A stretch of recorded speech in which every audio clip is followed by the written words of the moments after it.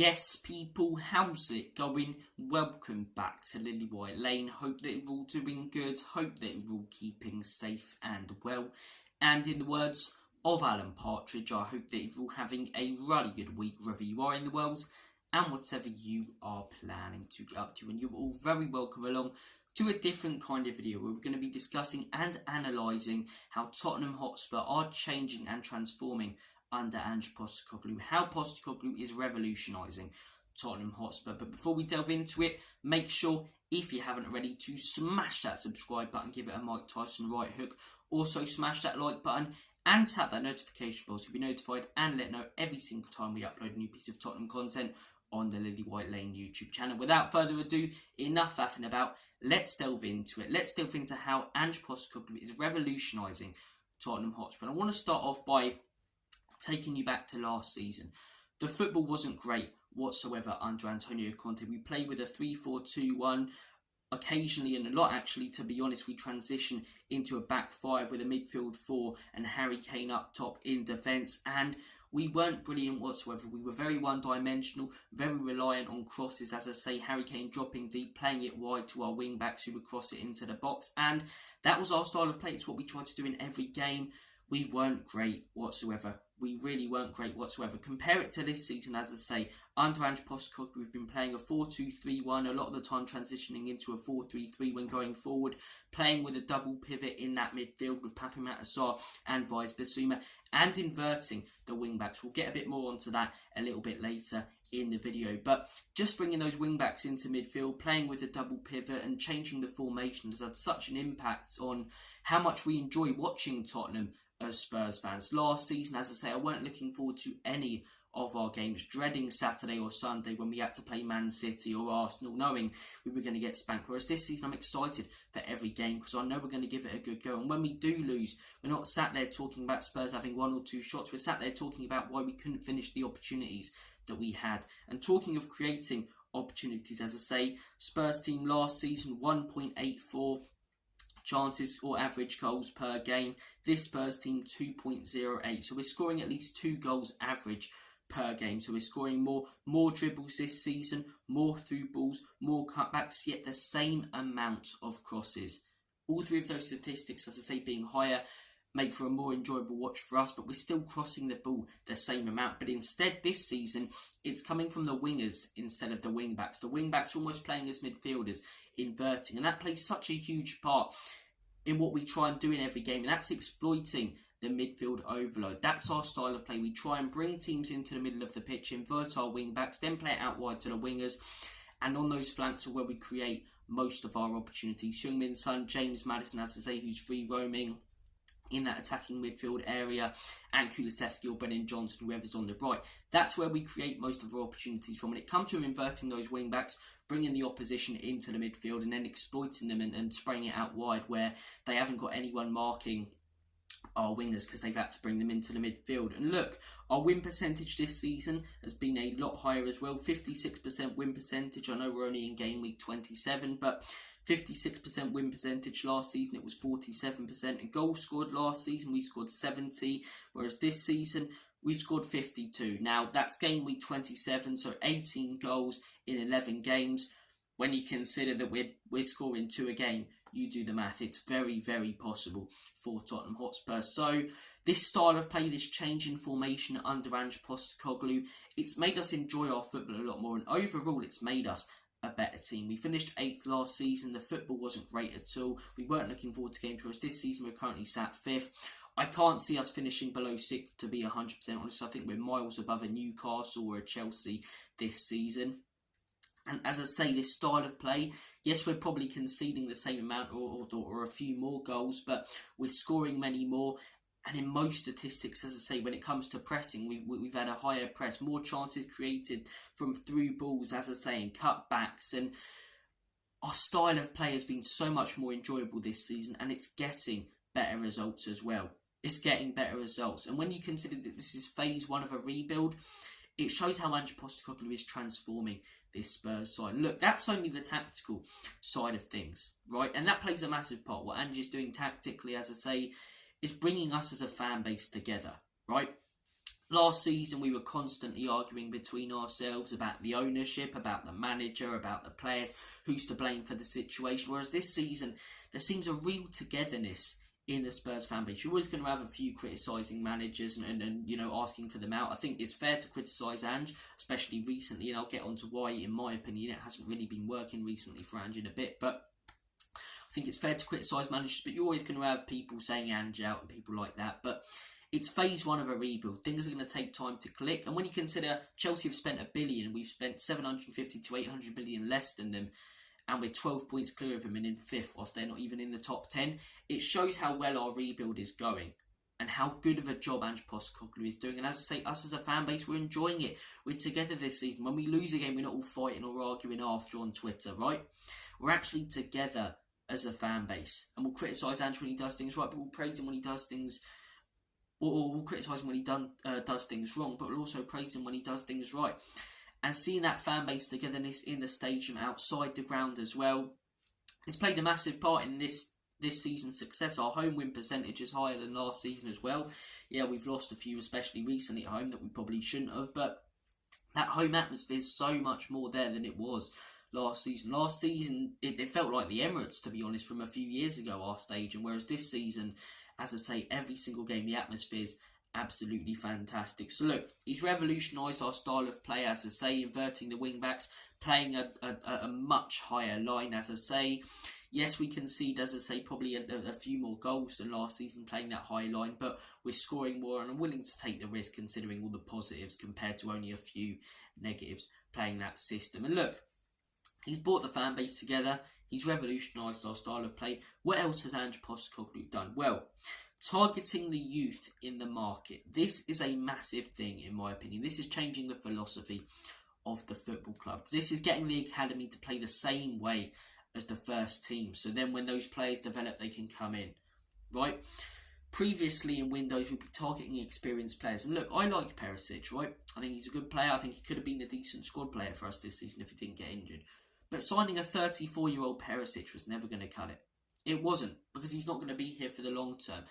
Our transfers under Jose, under Conte, they weren't, as I say, long-term signings who can be in the team for a long time. Those managers we own, or no matter what, we knew were only going to be there for a few years. If Conte didn't get sacked after the Southampton game, probably would have left at the end of the season anyway. So I think when you look at those managers, they're only going to be there for a few years. They only signed players who are most likely going to be at the club for a few years. Now we're making long-term signings. We're bringing players in who can enter the academy and develop, the likes of Luka Vuskovic, Bergevall, Phillips and Veliz. And I believe, you know, all 4 of those, maybe next season, could make a push to try and get into the first team squad, maybe even the first team. Lucas Bergevall, what a player he is. And as I say, not just those, you're looking at, as I say, young players who are experienced, right? And the best way I can describe this is young players who are coming into the academy and young players who are already young players, proven young players. Like the cup final the other day, Chelsea had proven young players, Liverpool had academy young players. That's why the comparison of the age is absolute nonsense. But we're bringing in, as I say, proven young players. Mickey van den Ven been absolutely superb this season. Radu Dragazin, Brennan Johnson, Manor Solomon, those 2 a little bit questionable, but Vicario, Maddison's still a young player, as I say.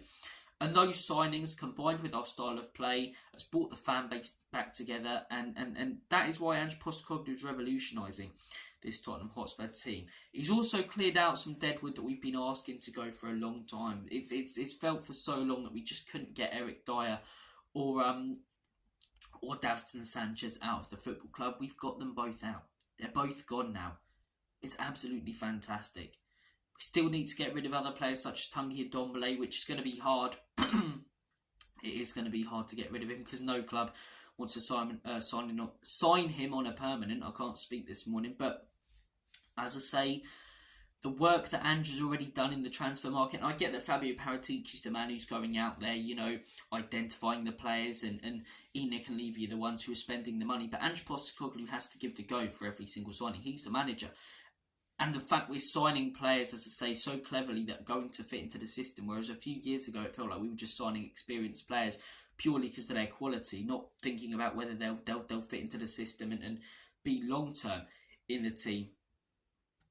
It's exciting. It really is exciting. But look, I've explained in this video why Ange, in my opinion, is revolutionising Spurs. Recently, things haven't been going as well as they did at the beginning of the season. And there's a number of reasons for that, in my opinion. The first one is teams figuring out Ange Postecoglou slightly. Not completely, but slightly. Brentford did it in that first half, made it really difficult against us. Everton did it, as I say, in that first half, made it really difficult for us. And Wolves did it absolutely fantastically. The way to play against Tottenham Hotspur right now is back three, very narrow, zero width. Don't let them play intricate passes whatsoever. Spring on their high line with pacey wingers and target their goalkeeper from corners. If you do that against Spurs and had done it the last few weeks against Spurs, you've probably picked up points. That's been our kryptonite recently. And as I say, I'm not going to criticise Ange Postecoglou too much. He does deserve a little bit of the blame for some of the results recently. I'm not going to ask him to change his system completely or even, partly really. Just little tactical tweaks in my opinion. Maybe go, okay, don't invert the wing-backs in this game. Keep them out wide because of how narrow they're going to be defending and get players into the box. Or, okay, this team's got pacey wingers. Maybe drop the line a tiny bit. Not Conte line drop, but drop the line a tiny bit. That would be my one thing. And if we can make those little tactical tweaks, as I say, I think we can pick up more results. The second one, injuries. Look, I get that a lot of teams get them, but I think us and Newcastle have had them worse than any other team. Man United have had a few big ones. Liverpool recently have had a few big ones. Us and Newcastle at one point had about 12 players out. Genuinely. And I think if we didn't have half of those injuries, we'd be in contention for the league title this season. And I could already hear opposition fans laughing, but think about the injuries that we've had. Van der Ven and Maddison out for 3 months. That's not even considering the 3 players who went off to the to their international tournaments in January, but we were missing Sun, Sarr and Bissouma for a month. You're also considering Udogie and Pura have been injured at different points this season. James Maddison, as I just mentioned, squad players such as Manuel Solomon, Perisic when he played for us before he left. It's the reason he left, because he pretty much got a career-ending injury. Squad players as well. Ryan Sessegnon, a ridiculous amount of injuries for Tottenham this season. Christian Romero, another one. Bentancur, Richarlison as well, had to have surgery. Injury after injury after injury. And as I say, in my opinion, if we didn't have half of those injuries, we would have kept the momentum that we had at the beginning of the season. I said during that Chelsea game, it didn't feel like a turn for the complete and utter worst, where we're just going to go downhill and downhill and downhill. But for me, that game felt like the stop of that dream of winning the title or contending for it this season. Not just because of the result, but because of the 2 red cards and suspensions of players we were going to be missing for the next few weeks, and because of the injuries that we picked up in that game, as I say. And that game doesn't happen or gets postponed or something, maybe we keep that momentum, we keep winning, and who knows where we'd be. But there's no point focusing on shoulda, coulda, wouldas. The injuries did happen, but in my opinion, if they didn't, we'd be a lot higher in the table, and having those injuries has definitely affected the way that Ange Postecoglou has played. The amount of times we were exposed with that high line without Mickey van der Ven is so integral and crucial to our style of play, and without his recovery pace, we just can't play as well. It's as simple as that. We cannot play this system as well without Mickey van der Ven in it. So he was a massive miss. Romero as well had to play Royale and Davies as centre-backs for a period. I think injuries, I think predictability have been 2 of the big reasons as to why it hasn't quite been working recently. But I think, as I say, we're getting players back now. I think we've got... April's going to be a tough month, right? Newcastle, Arsenal, Manchester City and Liverpool. I know it sounds mad, but I think we'll play our football better. And no matter the results, better performances in those games than we will in the next few against Crystal Palace and Fulham and teams like that. Because those teams will come at us. Those teams will try and... They won't adapt their style of play for us, which Crystal Palace or Wolves have done. Okay, they're going to play that way, as I say, sit back, counter-attack. No, Man City are going to go, no, we're going to be in control of this game. We're going to try and dominate possession. And when we went to the Etihad, that worked for us. Arsenal are going to want to play their way. They're not going to try and conform to suit us. Or they're not going to try and conform to make it difficult for us. They're just going to stick with the way that they've been playing. Newcastle may be slightly different, but Liverpool as well, they're going to stick to the way that they've been playing. So whether the results are there or not, I think the performances will be a lot better in those games. But it's crucial that Spurs get a win this weekend against Crystal Palace. Big game against Villa at Villa Park in a couple of weeks. Need 3 points. Oliver Glasner's a good manager. Got a match preview coming up tomorrow, so stay tuned for that. I'll be analysing the game, and yeah, hopefully we pick up 3 points. But I hope that you guys have enjoyed my reasoning as to why Ange is revolutionising Spurs, the style of play, the tactics, all the statistics that have improved this season. As I say, the targeting of the youth in the transfer market, clearing out of the deadwood. I think all of those have come together to change Spurs around as a team. I mean, look at the results we've been getting last season. The 6-1 against Newcastle, the 3-1 against Brentford, the derbies. It was just a horrendous season. Compared to this season, we believe heading into every game. We're excited heading into every game. And even though we lost our last one, I'm excited to see what the boys produce on Saturday. Because I think with this 2-week break, we've had time to work on the little things that we may need to tweak and change that haven't been working recently. And I'm hoping and expecting a big win for Spurs. But look, guys, comment your thoughts down below. Do you agree with me that Ange is revolutionising Spurs? What other things haven't I picked up on in this video that he's changing at the club? Comment your thoughts down below. Thank you for watching. Take care. All the best. And as always, come on, Spurs. In Big Ange we trust. In Big Ange we trust. I don't know why I said that in a Scottish accent. In Big Ange we trust. Enoch and Levy out. Up the Spurs.